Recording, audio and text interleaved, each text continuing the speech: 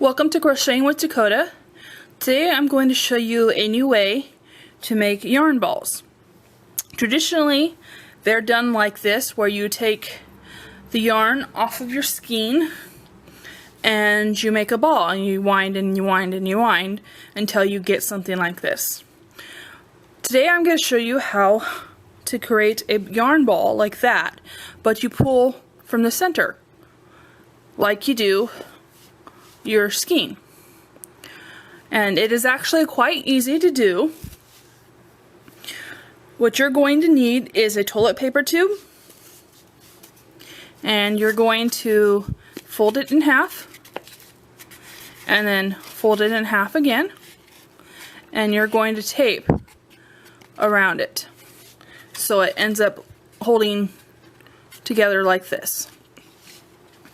And now you're going to take your yarn ball or your skein, depending on where you're starting from, and you're going to insert the end of your yarn into your tube here. Now I use this very skinny part. I kind of put my finger in there to create space that the yarn will easily go in, and then once I get it in a fair bit way, I squeeze it again to hold it in place better. And that's to hold it in place while you're winding. And that will actually be the end you'll start pulling from once you have it done. So this piece here was what was in here when I started this particular yarn ball.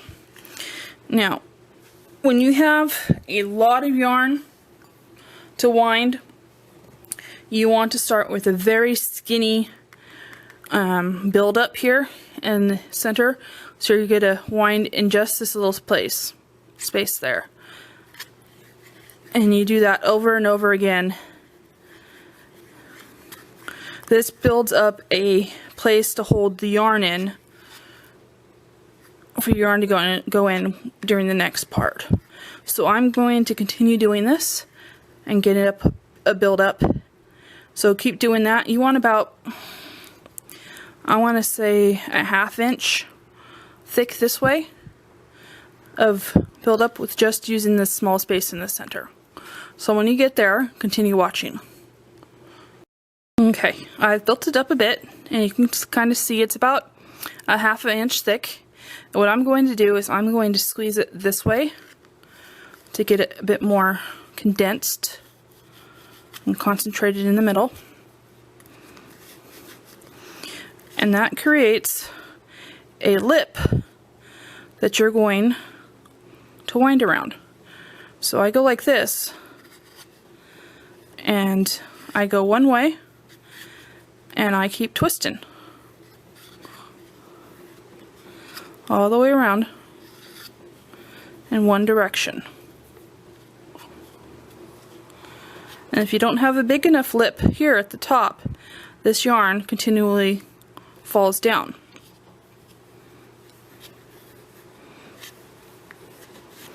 And you keep going around like that until you end up with a bigger cake like this. So I just keep doing this, and you're turning as you go, and you do end up with a cross X looking, because when you're turning, this way goes here, this direction, but on the back it ends up going the opposite direction. So you still get that X going, so you're not going like this. You just keep going in the same direction. Less chance of it getting all tangled up when you go to use it and pulling it out, because you're just going in the same direction. You don't create knots this way. So I'm going to continue doing this and let you see it once I get quite a bit more of this on here.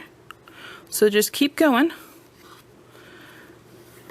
and I'll meet you back when I have more done. Okay, here's a tip as you go. it kind of gets all flattened out, and it's hard to have that big enough lip there. So if you take your yarn ball and you squeeze it towards the center,